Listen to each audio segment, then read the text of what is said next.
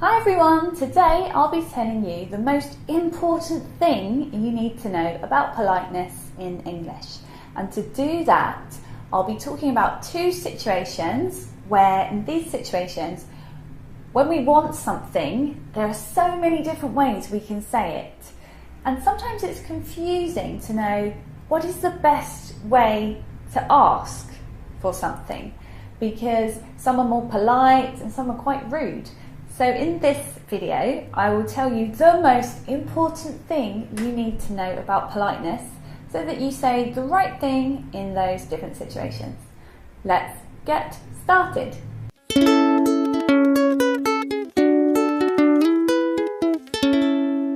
The first situation we're going to look at is in a restaurant. What is the right thing to say in a restaurant? Because you don't want to be rude, but equally, you don't want to be too polite, and I'll talk a little bit more about that later. But first, we need some examples. So let's see if Bear has the examples ready. Bear, are you ready? Oh, Bear is ready. I love Bear. He does the best examples, so let's have a look. Give me a salad. Give me a salad. How would that be if you said that in a restaurant? Do you think that would be polite? Or would that be rude? Give me a salad.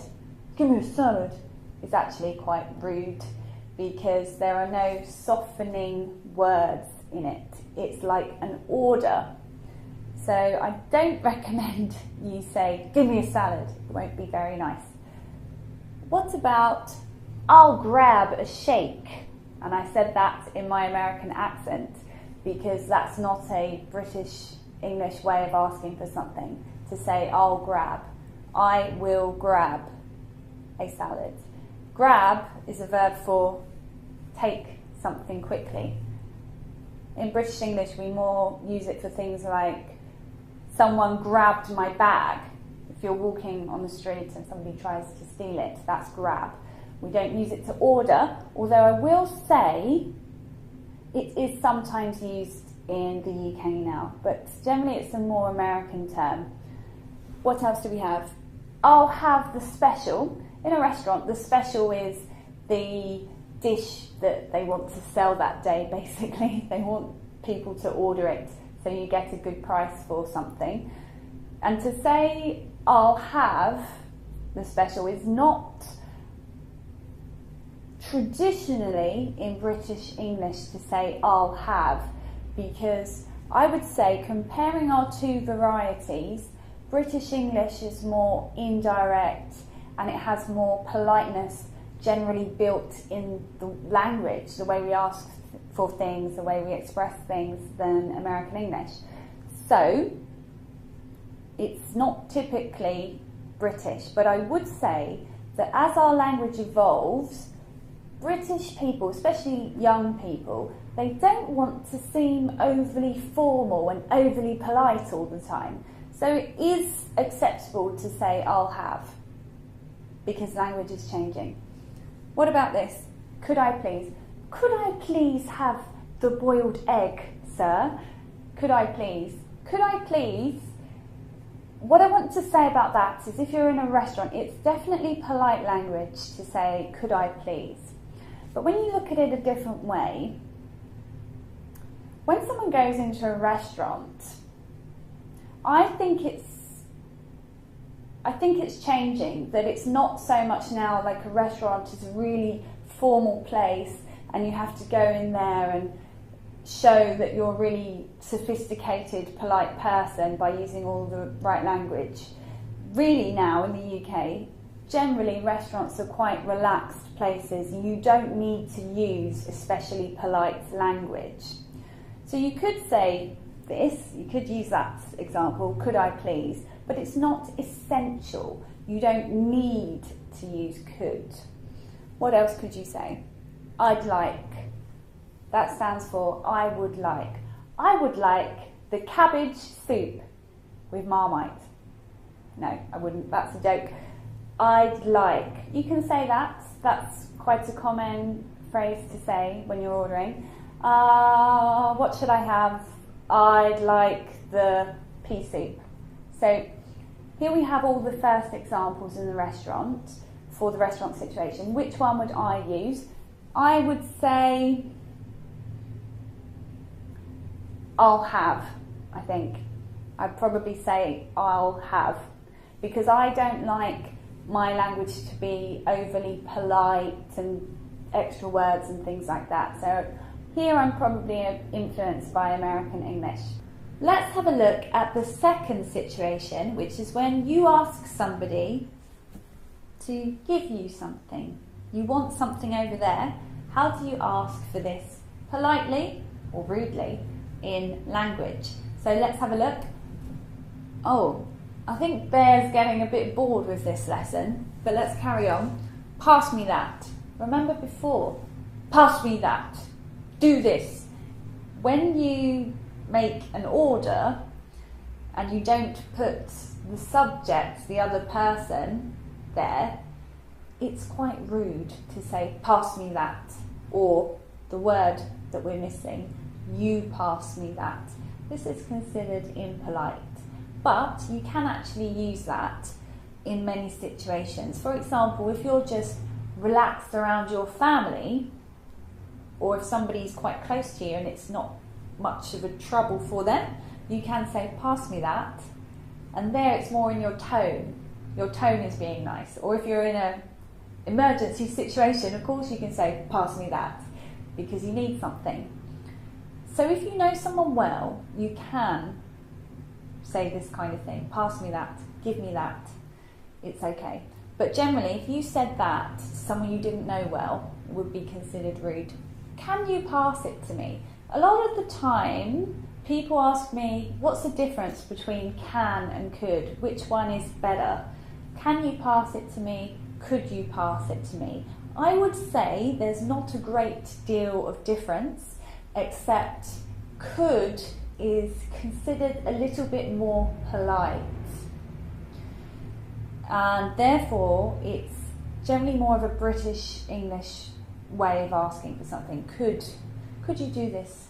Please, we're ever so polite in England, aren't we? What about this one? Would you mind? Would you mind passing it to me? Now we're starting to get indirect. And what that means in language is the thing that you want to happen, you start hiding it with polite words and extra words. So when I say, would you mind passing the book to me, please? I still mean the same thing, which is give it to me.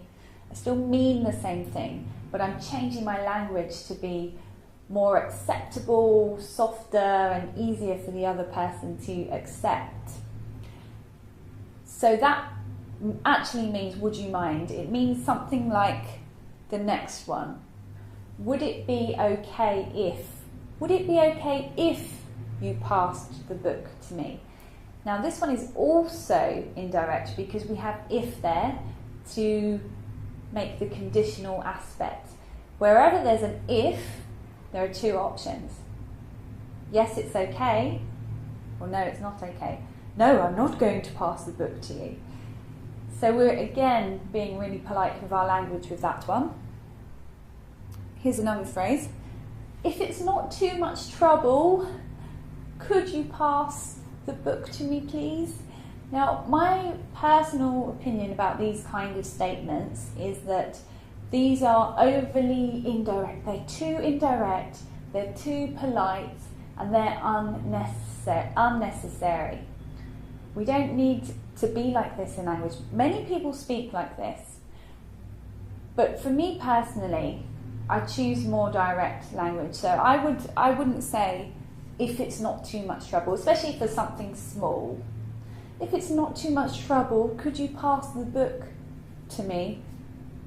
Yeah, okay, here it is. If you're asking someone for a really big thing, then maybe. For example, if it's not too much trouble, could you lend me £1,000? Maybe you'd be a little bit more polite asking. But just for a normal everyday thing, my feeling is that unnecessary. And lastly, would you be so kind as to pass me the book. This is a very old-fashioned English way of asking for something. Would you be so kind? And I don't hear it so much anymore, but it might be something that you learnt in one of your books because they like really old-fashioned things. So you can say that in situations where you want to appear very formal, very polite.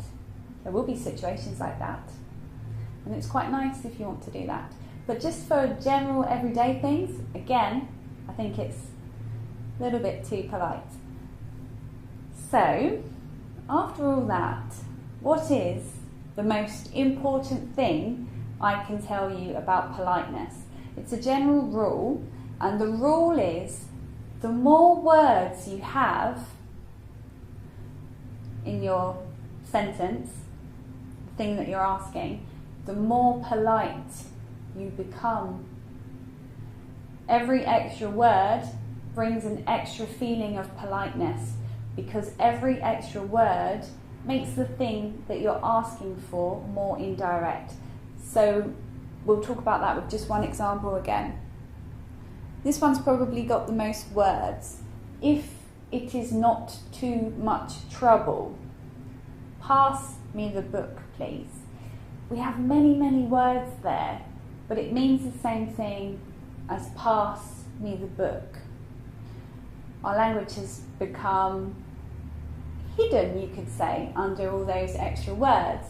So that might be confusing to you if you don't speak English as a native speaker, because you might think, they only want me to pass the book. Why all these words? Is it a big deal? No problem. So I'd say be aware that this is how native speakers talk sometimes. Doesn't mean that you have to start speaking that way.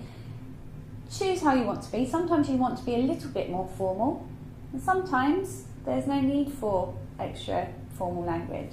You're around people you know well and you're in a comfortable situation. So keep it simple in that case. Well, I want to thank you for joining me today for this lesson on politeness and telling you all the important stuff you need to know about politeness in English. If you did like this video, take a moment to subscribe to my channel. Go to my channel page, have a look at the other videos I do. I would really appreciate that. And that's all. Until next time. So from me and Bear, he dropped it. From me and Bear, see you later.